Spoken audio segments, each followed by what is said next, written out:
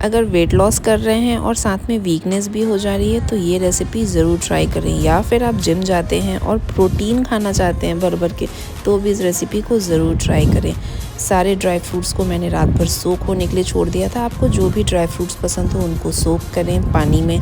उसके बाद उसमें मखाने डालें, ओट्स डालें और दूध डालें। अगर फ्लेवर पसंद हो तो इलायची और केसर भी डाल सकते हैं। अगर इसे नवरात्रि में खा रहे हैं तो आप इसमें ओट्स बिल्कुल ना डालें।